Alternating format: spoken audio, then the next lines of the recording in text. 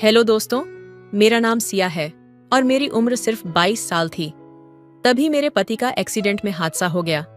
मेरी शादी को सिर्फ 5 महीने ही हुए थे। मेरे पति के साथ बिताए रोमांटिक पल मुझे बहुत याद आती थी। दोस्तों, मेरे चैनल पर नए होंगे तो प्लीज जरूर सब्सक्राइब कीजिएगा। तो चलिए जल्दी से कहानी सुनाते हैं। मैं अपनी जवानी की पहली दहलीज पर थी और हर रोज रात रात को तड़पती रहती थी। मुझे बिल्कुल भी चैन नहीं आती थी कि मैं किसके साथ वह सब करूं जो मैं अपने पति के साथ रात रात में किया करती थी। मेरे पति का वो हरकत, वो चुंबन, वो किस, वो प्यार भरी रोमांस बातें मेरे दिल को बहुत रुलाती थीं। आखिर मैं क्या करती अपने खुशी के लिए। तभी मेरे दिमाग में मेरे देवर जी ख्याल आया। मेरा देवर राहुल 25 साल का एक जवान लड़का था जो जिम में दिन रात कड़ी मेहनत करके अपनी बॉडी को टाइट और बेहतर से बेहतर बनाने की कोशिश करता था। वह हमेशा अपने बॉडी के प्रति ज्यादा ध्यान देता था क्योंकि वह जानता था कि मैं जब तक अपने बॉडी को ताकतवर नहीं बनाऊंगा तब तक अपनी भाभी को भरपूर खुशी नहीं दे सकता हूं। इसलिए शरीर को बनाना सिर्फ दिखावटी नहीं बल्कि किसी को खुश करना भी जरूरी है, और इतना ज्यादा खुश करना है कि कभी किसी और के बारे में ना सोचे, एक बार में ही भरपूर खुशी दे सके। और उसकी दिनचर्या में एक नियम थी जिसमें जिम और प्रोटीन के अलावा घर आकर अच्छा खाना खाना भी शामिल था। राहुल की शादी नहीं हुई थी, लेकिन घर में उसकी एक भाभी सिया थी जो बहुत ही नई और जवान थी। वह राहुल से खुशी पाने के लिए हमेशा तैयार रहती थी। सिया के पति राहुल के भाई एक हादसे में चल बसे थे और उस दुख को वह अब भी मन में समेटे हुए थी। सिया का दिल राहुल की तरह मजबूत था और वह राहुल को उसे न केवल एक देवर बल्कि अपना पति के रूप में भी देखती थी, लेकिन राहुल को इस बात का नहीं पता था। राहुल जब भी जिम से घर लौटता, सिया उसकी मदद करने के लिए तैयार रहती। वह उसकी पसंदीदा डिशेस बनाती, खासकर वेजिटेबल सलाद और चिकन ग्रेवी जो राहुल को बहुत पसंद थे। सिया हमेशा उसे समझाती, तुम्हारी मेहनत और शरीर बनाने के लिए जो शक्ति चाहिए वो अच्छे खानपान से आती है। तुम ऐसा कुछ खाओ जो तुम्हारी ताकत को और बढ़ाए। तुम्हारे टाइट बॉडी को देखकर मुझे बहुत ज्यादा खुशी होती है। राहुल और सिया के बीच एक गहरी दोस्ती और समझ थी। सिया कभी भी उसे किसी चीज के लिए जबरदस्ती नहीं करती थी, लेकिन वह उसकी सेहत और खुशी के लिए हमेशा प्रेरित करती रहती थी। राहुल जब जिम से थका हारा लौटता तो सिया उसको तेल लेकर मालिश करने के लिए बोलती ताकि उसी बहाने से राहुल को अच्छे से छू सके। लेकिन राहुल भी अपने भाभी को मना नहीं कर सकता था और उसे मालिश करने के लिए बोल देता था। एक दिन जब सिया राहुल को मालिश कर रही थी, तभी उसका हाथ राहुल के उस जगह पर चला जाता है और अपनी भाभी को वो खुशी दे देता है और उसे ताजगी मिल जाती जिसका उसे बहुत ज्यादा जरूरत रहती थी। एक दिन जब राहुल ने अपनी नई बॉडी के बारे में सिया से चर्चा की तो सिया ने कहा, तुमने अपनी मेहनत से बहुत कुछ पाया है राहुल, लेकिन याद रखना, शरीर से ज्यादा जरूरी वो है जो दिल में होता है। तुम में वो सब है जो एक इंसान को महान बनाता है। राहुल की आंखों में चमक आ गई। उसे एहसास हुआ कि सिया का साथ और उसका समर्थन सिर्फ उसके शरीर को नहीं बल्कि उसकी आत्मा को भी ताकत दे रहा था। धीरे धीरे राहुल और सिया के बीच एक अनकहा रिश्ता बन गया था। दोनों के बीच की दोस्ती और समझ इस रिश्ते को और मजबूत बना रही थी। सिया की देखभाल और राहुल की मेहनत ने एक दूसरे के शरीर को संजीवनी देने वाली थी। राहुल और सिया का रिश्ता समय के साथ गहरा होता जा रहा था, लेकिन यह गहराई हर मोड़ पर एक नए सवाल और चुनौती के साथ आती थी। राहुल जिम में अपनी मेहनत से आत्मविश्वास हासिल कर चुका था, लेकिन घर में सिया के साथ उसकी हर मुलाकात उसे यह एहसास कराती थी कि उसके दिल में एक अलग सी भावना उमड़ने लगी थी। सिया ने हमेशा उसकी देखभाल की थी, उसके लिए खाना तैयार किया था, उसकी हर जरूरत को समझा था। राहुल की मेहनत और उसका समर्पण अब सिया की आंखों में एक नई सराहना जगा रहे थे, लेकिन दोनों के दिलों में एक अनकहा डर भी था। क्या उनका रिश्ता सिर्फ एक भाई बहन जैसा है या इससे कहीं अधिक कुछ है? एक शाम राहुल जिम से थका हारा घर आया। वह हमेशा की तरह अपनी प्रोटीन शेक लेकर सोफे पर बैठा और अपनी स्ट्रेचिंग करने लगा। सिया रसोई में थी और उसे पता था कि राहुल का दिन बहुत लंबा और कठिन रहा होगा। उसने उसे आराम करने के लिए कहा और एक गरम सूप बनाने का फैसला किया। सिया जब राहुल के पास आकर सूप देने लगी तो राहुल ने उसकी ओर देखा और बिना किसी खास वजह के कह दिया, सिया, तुम हमेशा मेरी ताकत रही हो। तुम अगर मेरे साथ न होती तो शायद मैं इतना आगे न बढ़ पाता। उसकी आवाज में एक हल्की सी उदासी और अजनबी सी गहराई थी, जैसे वह कुछ और कहने वाला हो, लेकिन शब्द नहीं मिल रहे थे। सिया ने उसकी आंखों में देखा। तुम में वो सब है राहुल, जो एक इंसान को मजबूत बनाता है। सिया ने सशक्त और शांत स्वर में कहा, तुमने जो भी पाया है वो तुमने अपनी मेहनत से पाया है, लेकिन मैं सिर्फ तुम्हारा समर्थन देने के लिए हूं। राहुल ने फिर से सिया को देखा, लेकिन इस बार उसकी आंखों में वह पुरानी बहन जैसी स्नेह भावना नहीं थी। उसमें कुछ और था, कुछ ऐसा जो शब्दों में नहीं था। वह सोचने लगा, क्या यह भावना सिर्फ एक भाई की स्नेह भावना है या कुछ और? क्या यह वो बारीक रेखा है जिसे पार किया जा सकता है? सिया ने उसे देखा और वह समझ गई कि राहुल के दिल में कुछ बदल रहा था। उसने धीरे से राहुल से कहा, तुम मेरे लिए हमेशा एक बेटे जैसा ही रहोगे, लेकिन कभी कभी हम सबको अपने दिल की आवाज सुननी चाहिए। राहुल चुप था। उसने सिर झुकाया और खामोशी से सूप पीते हुए सोचा। एक तरफ उसका दिल सिया के प्रति एक गहरे सम्मान और कृतज्ञता से भरा था, और दूसरी तरफ उसे खुद से सवाल करने की आवश्यकता महसूस हो रही थी। क्या वह सिया के लिए केवल एक भाभी की तरह महसूस करता था, या कहीं न कहीं वह उस रिश्ते को और गहरे स्तर पर महसूस करने लगा था? एक दिन राहुल ने अपने दिल की बात सिया से कहने का मन बनाया। उसने देखा कि सिया घर में अकेली बैठी थी।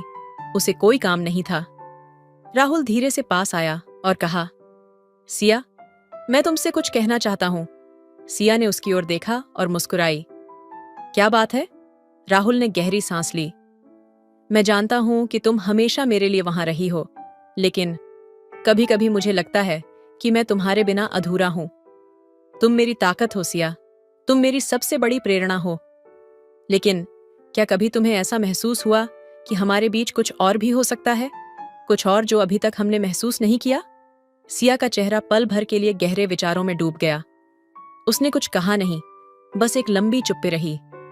राहुल ने महसूस किया कि उसने शायद कुछ बहुत बड़ा कह दिया है, लेकिन सिया को अब भी किसी जवाब की जरूरत थी। सिया ने धीरे से जवाब दिया, राहुल, कभी कभी हमारे दिल की आवाज बहुत जटिल होती है।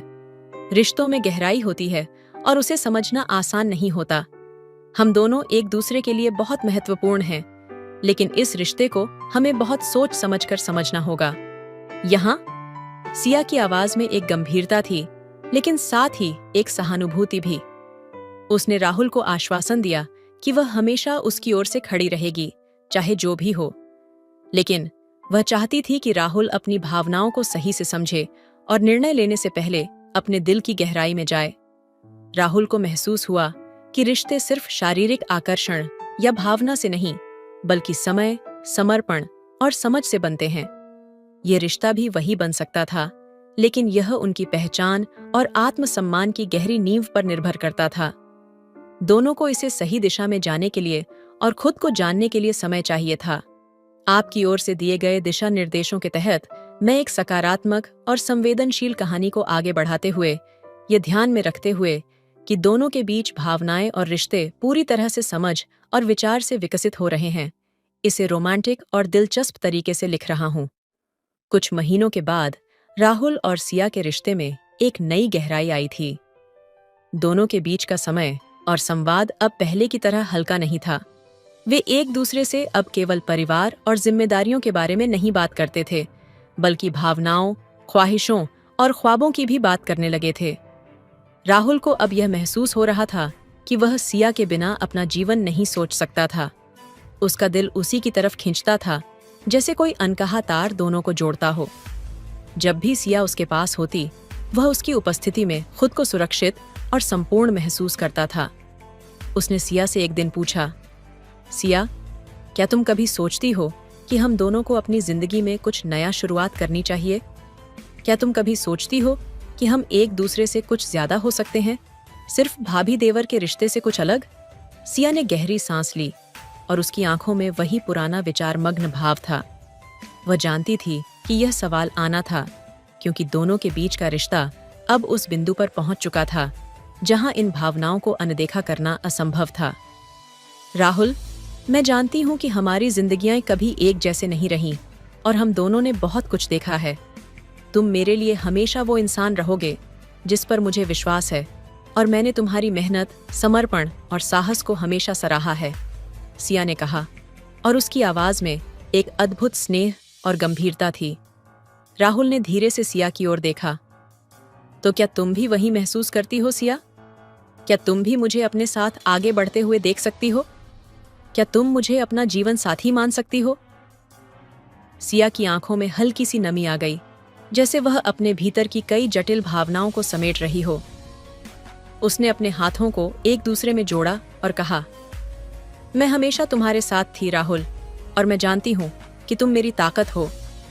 हम दोनों ने जिस तरह एक दूसरे का साथ दिया है वो शायद किसी और को नसीब नहीं होता, लेकिन शादी एक ऐसा कदम है जिसे बहुत सोच समझकर उठाना चाहिए।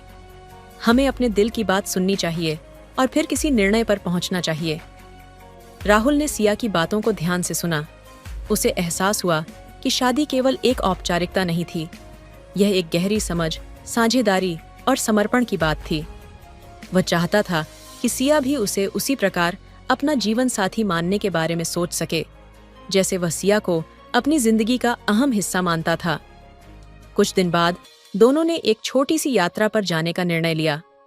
यह यात्रा उनके रिश्ते को समझने का एक तरीका थी, न केवल भाभी और देवर के रूप में, बल्कि दो व्यक्तियों के रूप में जो अपने दिल की सुनने की कोशिश कर रहे थे। वह दिन बड़ा खास था। वे दोनों समुद्र के किनारे चल रहे थे। हवाओं में हल्की नमी थी और सूरज डूबने वाला था। राहुल ने सिया से कहा, तुम्हारा साथ हर पल खास बना देता है सिया। मुझे लगता है कि मैंने सही कदम उठाया। तुम मेरे जीवन का हिस्सा हो, और मुझे यह एहसास हुआ कि मैं तुम्हारे बिना जीने की कल्पना भी नहीं कर सकता। सिया ने राहुल की ओर देखा और उसकी आंखों में गहरी समझ और प्यार की झलक थी। राहुल, मैं भी तुमसे यही कह रही हूं। हम दोनों ने साथ मिलकर बहुत कुछ झेला है, और मुझे विश्वास है कि हम दोनों मिलकर कोई भी मुश्किल पार कर सकते हैं। तुम मेरी ताकत हो, और अब मुझे लगता है कि मैं भी तुम्हारी ताकत बन सकती हूँ। राहुल की आंखों में खुशी के आंसू थे। तो क्या तुम मेरे साथ अपना जीवन बिताना चाहोगी सिया? क्या तुम मेरी पत्नी बनना चाहोगी? सिया ने मुस्कुराते हुए धीरे से सिर हिलाया। हाँ राहुल, मैं तुम्हारे साथ अपना जीवन बिताना चाहती हूँ। इस पल ने दोनों के रिश्ते को एक नया आयाम दिया।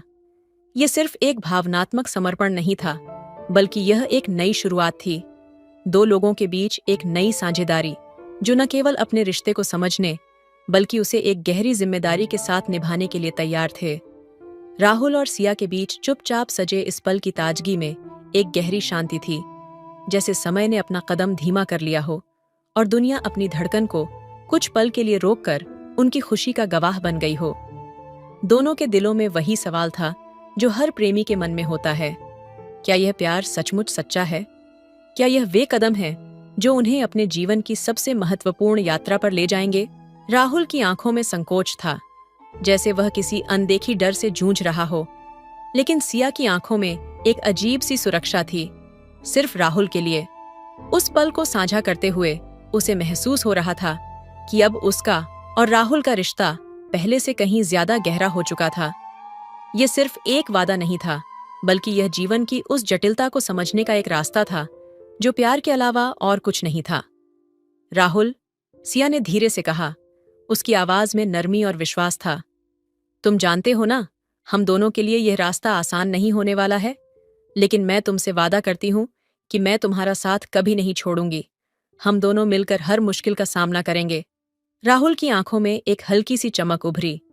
उसने सिया का हाथ अपने हाथों में ले लिया और उसकी तरफ देखा। मैं जानता हूं सिया, यही तो सबसे खूबसूरत बात है। हम दोनों एक दूसरे के साथ हर चुनौती का सामना करेंगे, क्योंकि अब हमें एक दूसरे की जरूरत है। उसकी बातों में एक दृढ़ता थी, लेकिन साथ ही एक अजीब सी नरमी भी, जैसे वह अपने दिल के सबसे गहरे कोने से अपना विश्वास सिया पर डाल रहा हो। वह जानता था कि यह कदम उसके और सिया के रिश्ते के लिए एक नई शुरुआत हो सकती है, और यह उनका जज्बा ही था जो उन्हें एक दूसरे के और करीब लाता जाएगा। वह दोनों उस छोटे से कमरे में खड़े थे, जहां सूरज की हल्की किरणें कमरे में दाखिल हो रही थीं, और उनके बीच पसरी चुप्पी ने केवल एक बात को आवाज दी थी। ये प्यार एक सच्ची साझेदारी बनने की ओर बढ़ रहा था। राहुल ने सिया की ओर देखा और एक पल के लिए उसकी आंखों में कोई शब्द नहीं था, सिर्फ वो गहरी समझ और जुड़ाव था जो बिना किसी शब्द के भी एक दूसरे को कह रहा था। हम दोनों अब एक हैं। ये पहला कदम था, लेकिन दोनों जानते थे कि असली यात्रा अभी शुरू होने वाली थी।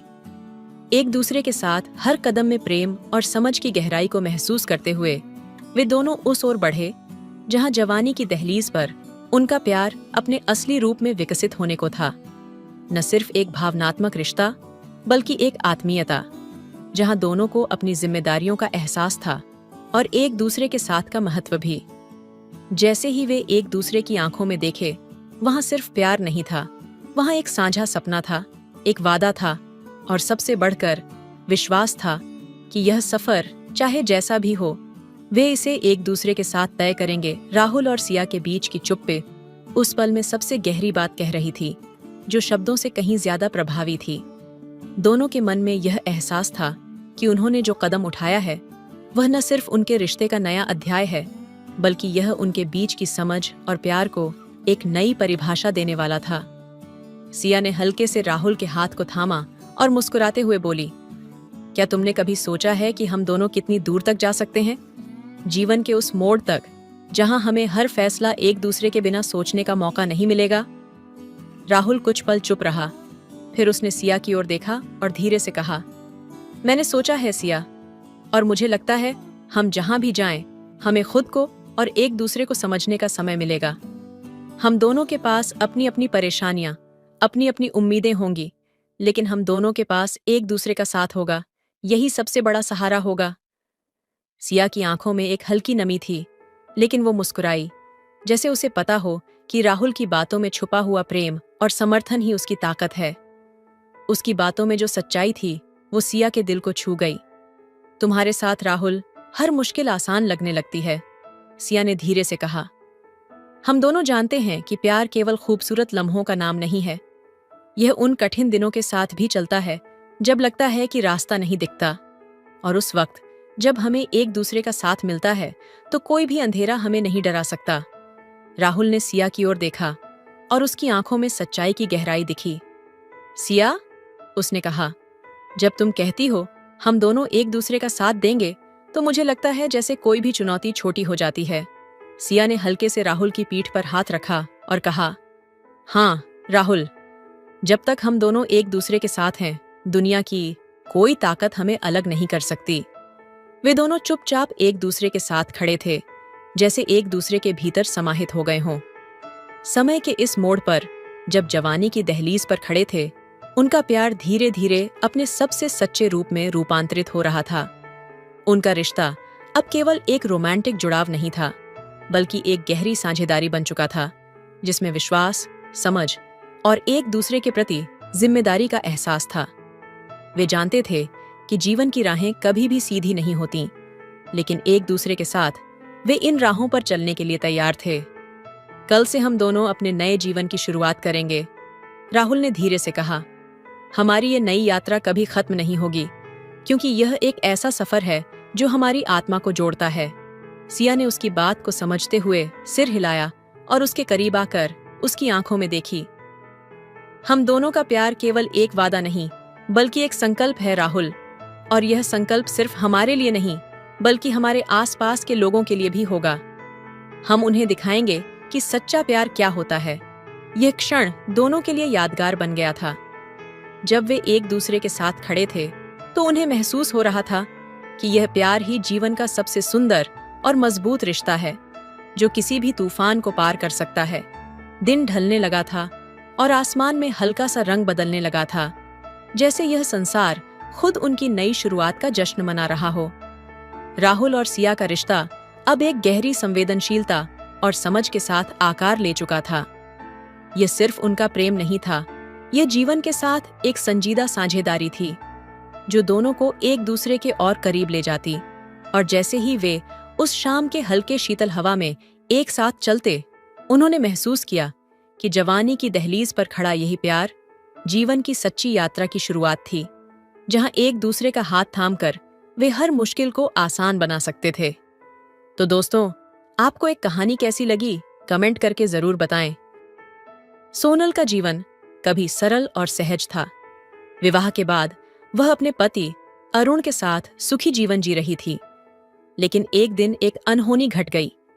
एक सड़क दुर्घटना ने उसके पति को छीन लिया और सोनल की दुनिया अचानक अंधेरे में डूब गई। उसका दिल टूट गया और वह अपने जीवन के इस अंधेरे को अकेले ही पार करने की कोशिश करने लगी।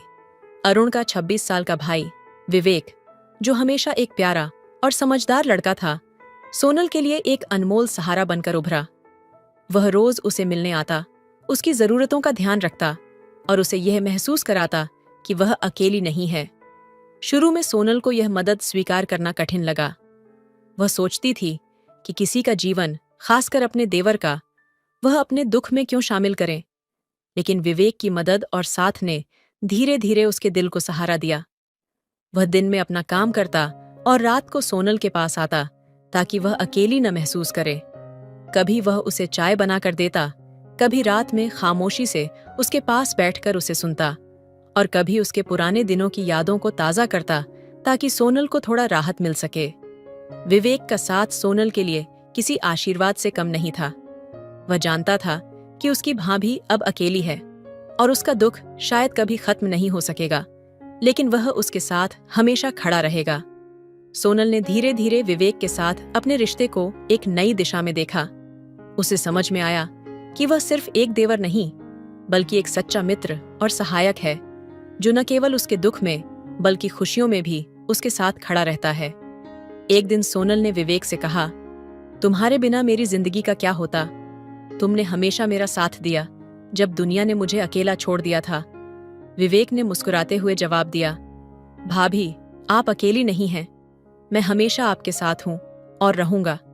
कोई भी मुश्किल हो, मैं हमेशा आपकी मदद करूंगा। हमारा रिश्ता सिर्फ देवर भाभी का नहीं है, बल्कि एक अटूट बंधन का है। विवेक के शब्दों ने सोनल के दिल को छुआ। उसे महसूस हुआ कि इस रिश्ते की जो गहराई है, वह सिर्फ खून के रिश्ते से कहीं बढ़कर है। विवेक ने उसे कभी महसूस नहीं होने दिया कि वह अकेली है। उन्होंने साथ मिलकर घर की जिम्मेदारियां निभाई और एक दूसरे के दुखों और खुशियों का साझापन किया। विवेक ने सोनल से एक दिन वादा किया, जब तक मैं हूं, तुम कभी अकेली नहीं रहोगी। तुम्हारा हर कदम, हर निर्णय और हर खुशियों में मैं तुम्हारे साथ रहूंगा। सोनल की आंखों में आंसू थे, लेकिन दिल में संतोष और शांति थी। उसे महसूस हुआ कि उसकी जिंदगी ने एक नया मोड़ लिया है। उसकी यात्रा अब अकेले नहीं, बल्कि विवेक के साथ एक साझे रिश्ते में थी, जिसमें सहारा, प्यार और विश्वास था। समय के साथ सोनल और विवेक का रिश्ता और भी मजबूत हुआ। वे दोनों मिलकर जीवन की कठिनाइयों का सामना करते रहे और एक दूसरे के लिए संजीवनी बन गए। यह एक अनकहे रिश्ते की कहानी थी, जहां देवर ने भाभी के दुख में साथ दिया और उनकी जिंदगी में प्यार, समर्थन और खुशी का रंग भर दिया। यही वह प्यार था जो न किसी रिश्ते की उम्र और न ही किसी बाधा की सीमा को जानता था। कहानी का अगला भाग। एक अटूट रिश्ते की मिसाल विवेक का प्यार और समर्पण सोनल के जीवन का अभिन्न हिस्सा बन चुका था। वह अब न केवल उसकी मदद करता, बल्कि उसकी हर छोटी बड़ी बातों में उसकी भावनाओं को समझने का प्रयास करता। सोनल की आंखों में अब वो थकान और अकेलेपन का दर्द नहीं था जो पहले होता था। विवेक ने उसकी दुनिया को थोड़ा रंगीन किया था और उसकी सूरत में एक नई उम्मीद को वापस लौटाया था। लेकिन ऐसा नहीं था कि सोनल के दिल में कभी कुछ सवाल नहीं उठते थे। विवेक की सहायता और स्नेह ने उसे आंतरिक शांति दी थी, पर कभी कभी सोनल के मन में यह विचार आता, क्या यह सब ठीक है? क्या उसके और विवेक के बीच रिश्ते का यह नजरिया, यह गहरा संबंध समाज की नजर में सही रहेगा? क्या वह खुद कभी विवेक के साथ उसी तरह से जुड़ पाएगी जैसे पहले वह अरुण के साथ थी? इन्हीं सवालों में उलझे हुए एक दिन सोनल ने विवेक से पूछा, तुम्हारे अंदर इतना प्यार और समझ है मेरे लिए, पर क्या कभी तुम्हें यह नहीं लगता कि मैं तुम्हारे लिए बोझ बन रही हूं? विवेक मुस्कुराए और कहा, भाभी, आप मेरी जिंदगी का अहम हिस्सा हैं। आपके बिना मेरी दुनिया अधूरी है। अगर मुझे कभी यह महसूस होता कि आप मुझसे दूर जा रही हैं, तो मेरा दिल टूट जाता। आप बोझ नहीं, मेरे लिए तो आप हमेशा एक सहारा रहीं। यह सुनकर सोनल की आंखों में आंसू आ गए, लेकिन यह आंसू एक नई भावना के थे, एक ऐसी भावना जो उसे यह समझाने में मदद कर रही थी कि जीवन हमेशा एक साथ रहने और एक दूसरे को समझने का नाम है। सोनल को अब यह समझ में आने लगा था कि उसका और विवेक का रिश्ता भले ही पारंपरिक दृष्टिकोण से अलग था, लेकिन इस रिश्ते की बुनियाद सच्चे प्यार, समझ और समर्थन पर थी। एक शाम जब वे दोनों घर के बगीचे में बैठकर चाय पी रहे थे, सोनल ने विवेक से कहा, तुमने जो वादा किया था वो मुझे कभी नहीं भूल सकता। तुम हमेशा मेरे साथ रहोगे और मुझे कभी अकेला महसूस नहीं होने दोगे। मुझे अब इस बात का पूरा विश्वास हो गया है कि तुम्हारा साथ सिर्फ एक वादा नहीं, बल्कि एक गहरा एहसास है। विवेक ने उसकी बातों को सुनते हुए उसे देखा। उसकी आंखों में गहरी संवेदना थी और उसका चेहरा उस कड़ी यात्रा का प्रमाण था जो दोनों ने मिलकर तय की थी। विवेक ने हल्की मुस्कान के साथ कहा, भाभी, मैं जानता हूं कि तुम अपने दिल में कई बार खुद से सवाल करती हो, लेकिन मैं हमेशा तुम्हारे पास हूं। जब तक मैं जीवित हूं, तुम कभी अकेली नहीं रहोगी। हम दोनों मिलकर जो जीवन जी रहे हैं, उसमें कोई दाग नहीं, सिर्फ सच्चाई और विश्वास है। मैं तुमसे वादा करता हूं, यह सिर्फ एक शब्द नहीं, ये मेरा दिल से किया हुआ वादा है। इन शब्दों के बाद एक पल के लिए दोनों में कोई बात नहीं हुई, जैसे सब कुछ ठहर गया हो। केवल हवा की सरसराहट, रात का शांति और एक दूसरे के पास बैठे होने का एहसास था। सोनल को महसूस हुआ कि इस पल में उसके पास जो कुछ भी था, वह सब कुछ था। सच्चे प्यार, विश्वास और अपने साथी का अडिग समर्थन। समय के साथ उनके रिश्ते में भी बदलाव आया। उन्होंने एक दूसरे के दिलों की गहरी समझ को और मजबूत किया, लेकिन यह बदलाव न केवल उनके रिश्ते को और मजबूत बना रहा था, बल्कि सोनल की आत्मविश्वास को भी वापस ला रहा था। पहले जहां वह खुद को अकेला महसूस करती थी, अब उसे यह एहसास हो गया था कि वह किसी पर बोझ नहीं, बल्कि एक सशक्त और सम्मानित साथी थी। एक दिन जब सोनल और विवेक ने अपना जीवन पूरी तरह से एक दूसरे के साथ जीने का फैसला किया, तो सोनल ने विवेक से पूछा, क्या तुम सच में इस रास्ते पर हमेशा मेरे साथ चलोगे? क्या तुम्हारा प्यार और समझ कभी खत्म नहीं होगा? विवेक ने एक पल के लिए उसकी आंखों में देखा, फिर हल्का सा मुस्कुराकर कहा, हमारे रिश्ते की जड़ें केवल इस जीवन में नहीं, बल्कि हमारी आत्माओं में हैं। मैं तुमसे हमेशा सच्चा प्यार करूंगा भाभी। तुम मेरे लिए हमेशा विशेष रहोगी और मैं तुम्हारे जीवन का हिस्सा बनने पर गर्व महसूस करता हूं। उन शब्दों के साथ सोनल का दिल एक अनमोल शांति से भर गया। उसने महसूस किया कि जीवन में जितनी भी कठिनाइयां आईं, उन सब का सामना केवल एक दूसरे का साथ होने से किया जा सकता था। यह एक अटूट संबंध था, एक ऐसी यात्रा जो विश्वास, प्यार और निस्वार्थ सहयोग पर आधारित थी। सोनल और विवेक का रिश्ता अब एक मिसाल बन चुका था, एक अटूट रिश्ते की मिसाल जो दिखाता था कि जीवन में कभी भी सच्चे प्यार और समझ के रास्ते से न हटें, क्योंकि यही रास्ता आपको अंत में सच्ची खुशी और शांति तक ले जाता है। सोनल और विवेक के बीच अब एक नई ताजगी थी, जैसे एक मधुर गीत की हर ध्वनि धीरे धीरे उनके दिलों में गूंज रही हो। वह एक दूसरे के बिना अब किसी दिन की कल्पना नहीं कर सकते थे। उनका रिश्ता पहले जैसा नहीं रहा था। अब वह केवल भाभी और देवर नहीं थे, बल्कि एक दूसरे के सच्चे दोस्त, जीवन साथी और सबसे अहम, एक दूसरे के लिए समर्पित। एक दिन जब पूरी दुनिया अपनी दिनचर्या में व्यस्त थी, सोनल और विवेक एक साथ बगीचे में बैठे थे। सूरज की नरम किरणें पेड़ों के बीच से छनकर उनकी त्वचा को छू रही थीं और हल्की हवा उनका पीछा करती हुई गुजर रही थी। सोनल ने विवेक की ओर देखा और उसकी आंखों में वह गहरी पहचान थी जो शब्दों से नहीं, बल्कि केवल महसूस की जा सकती थी। वह जानती थी कि अब उनका रिश्ता वाकई कुछ अलग है। विवेक, सोनल ने धीरे से कहा, तुम्हारा साथ अब मेरे लिए क्या है, ये शब्दों में कह पाना मुश्किल है। जब से तुम मेरे पास आए हो, मुझे हमेशा महसूस हुआ कि किसी ने मेरी दुनिया को फिर से सजाया है, जैसे धुंधली शाम के बाद एक खूबसूरत सुबह आई हो। विवेक ने सिर झुकाया, फिर धीरे से उसकी आंखों में देखता हुआ कहा, भाभी, तुमसे जुड़कर मुझे यह समझ में आया कि असली प्यार कभी किसी एक पल का नहीं होता, बल्कि यह वह गहरी समझ है जो दोनों दिलों में वक्त के साथ धीरे धीरे फलती फूलती है। तुम मेरी जिंदगी में वो हो जो हमेशा से चाहिए था। सोनल के दिल में एक हल्का सा कंपन हुआ। उसका दिल भर आया था, लेकिन वह अपने आंसू नहीं रोक पाई। उसने अपनी आंखें पोंछते हुए कहा, तुमने हमेशा मेरी मदद की है, मेरे दर्द को महसूस किया है, और तुमने कभी महसूस नहीं होने दिया कि मैं अकेली हूं। मुझे कभी नहीं लगा कि मैं किसी से लापरवाही से व्यवहार कर रही हूं, क्योंकि तुमने हमेशा मेरी भावनाओं का सम्मान किया। विवेक ने उसकी ओर झुकते हुए कहा, तुम मेरी भाभी हो, सोनल, और इस रिश्ते की अहमियत हम दोनों ही जानते हैं। लेकिन इसका मतलब यह नहीं है कि हम सिर्फ भाभी देवर तक सीमित हैं। हमारे बीच जो भी रिश्ता है वह बिना किसी सीमा के, बिना किसी डर के है। ये रिश्ता हमारी आत्माओं का है, जो एक दूसरे को हर पल समझते हैं और साथ जीने का वादा करते हैं। ये सुनकर सोनल ने अपने हृदय की गहराइयों में एक नई उमंग महसूस की।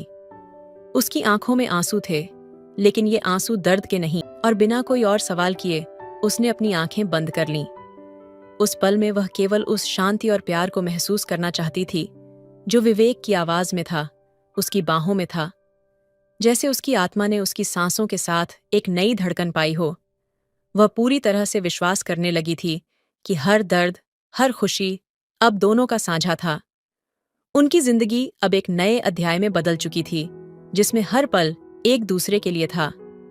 विवेक ने धीरे से सोनल का हाथ अपने हाथों में लिया और उसकी हथेलियों से यह महसूस किया कि उनके दिल अब एक दूसरे के बिना कभी न धड़केंगे। मैं तुमसे वादा करता हूं, विवेक ने कहा, जो भी जिंदगी में आए हम हमेशा एक दूसरे के साथ होंगे। इस यात्रा में कोई भी मुश्किल हो, हम दोनों मिलकर उसे पार करेंगे। हमारी जिंदगियां अब केवल हमारे रिश्ते से नहीं, बल्कि हमारी आत्माओं के जुड़ाव से तय होंगी। सोनल ने सिर झुका लिया और उसके दिल की धड़कन तेज हो गई।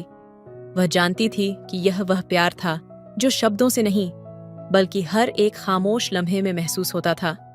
एक ऐसा प्यार जो जीवन भर के लिए था, एक अटूट बंधन था। विवेक ने उसे और करीब खींचा, और इस बार उनका प्यार सिर्फ एक अंतरंग गहरी बात नहीं थी, बल्कि उनकी धड़कनों का साझा एहसास बन गया। सोनल ने अपनी आंखें बंद कर लीं और एक ताजगी का अनुभव किया, जैसे वह उसी पल से अपने जीवन के सबसे खूबसूरत सफर पर निकल पड़ी हो। सोनल और विवेक के बीच अब हर एक पल एक नई गहरी समझ और प्यार से भरा था।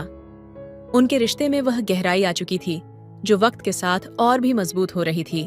पहले जहां उनका रिश्ता सिर्फ भाभी और देवर तक सीमित था, वहीं अब वह एक दूसरे के जीवन के अभिन्न हिस्से बन गए थे।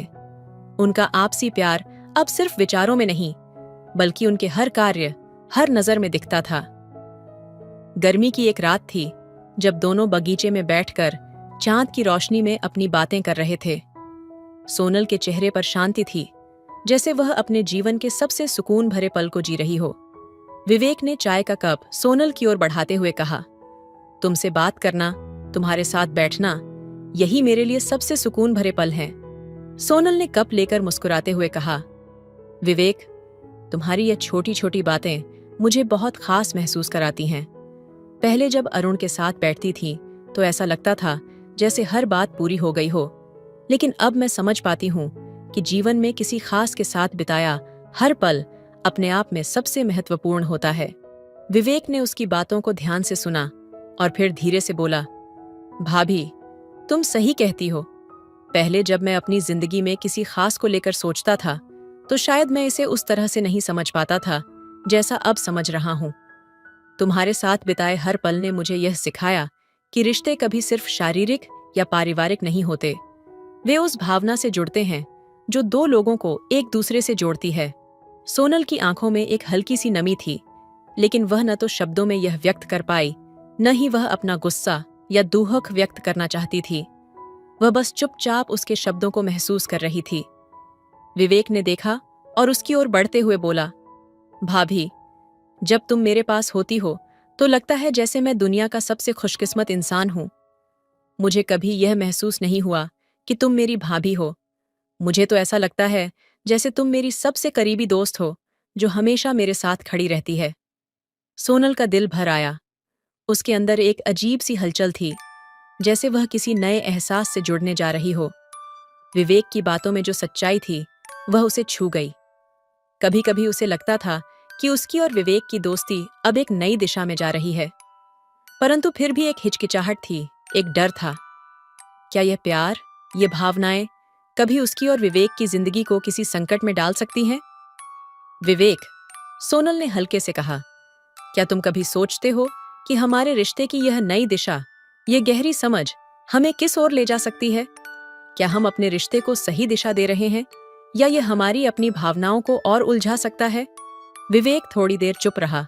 उसकी आंखों में एक गहरी ताजगी थी। फिर उसने धीरे से सोनल की ओर देखा और कहा, भाभी, मैं जानता हूं कि यह सवाल तुम्हारे मन में है। मैं भी सोचता हूं कि क्या यह रिश्ता हमारे लिए किसी गलत मोड़ पर तो नहीं जा रहा है।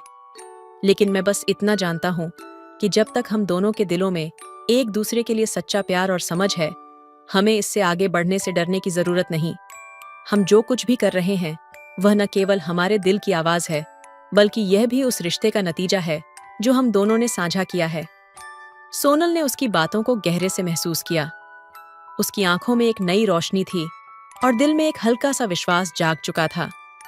उसने अपना सिर विवेक के कंधे पर रखा और धीरे से कहा, मैंने कभी नहीं सोचा था कि मेरे जीवन में कभी ऐसा वक्त आएगा जब मैं तुम्हारे जैसा साथी पाऊंगी। अब मैं ये महसूस करती हूँ कि शायद यह रिश्ता हमें अपने अपने जीवन के हर पहलू को समझने और अपनाने का एक तरीका दे रहा है। विवेक ने सोनल के सिर पर हाथ रखा और उसे महसूस हुआ कि वह सिर्फ एक भाभी और देवर नहीं है, बल्कि वे एक दूसरे के जीवन का हिस्सा बन चुके हैं। एक दूसरे के बिना उनकी दुनिया अधूरी होगी। हम जो भी हैं भाभी, हम दोनों इस रिश्ते को अपने तरीके से समझते हैं और जीते हैं। कुछ समय तक दोनों चुप रहे, लेकिन उन चुप्पियों में एक अजीब सा सुकून था, जैसे दोनों के दिलों ने एक दूसरे से बात की हो, बिना शब्दों के। उनका प्यार अब किसी शब्द या रिश्ते की परिभाषा से परे था। ये एक गहरी समझ, एक आत्मीयता का रूप ले चुका था। अगली सुबह सोनल और विवेक ने एक दूसरे से यह वादा किया कि वे इस रिश्ते को जैसे भी समझें, उसकी अहमियत को कभी कम नहीं होने देंगे। वे एक दूसरे के साथ जीवन की खुशियों और दुखों का सामना करेंगे, क्योंकि उन्हें विश्वास था कि प्यार केवल शब्दों से नहीं, बल्कि हर एक एहसास, हर एक एक्शन से साबित होता है। वे जानते थे कि उनके रिश्ते का वास्तविक रूप सिर्फ वे दोनों ही समझ सकते थे। ये कोई सामाजिक परिभाषा से परे था। यह एक ऐसे जुड़ाव का नाम था जो बिना किसी खामोशी और बिना किसी उम्मीद के चलता था। और इस प्रकार सोनल और विवेक का सफर जारी रहा, एक नई शुरुआत, एक नई समझ और एक दूसरे के लिए बिना शर्त प्यार के साथ। तो दोस्तों, आपको ये कहानी कैसी लगी, कमेंट करके जरूर बताइए।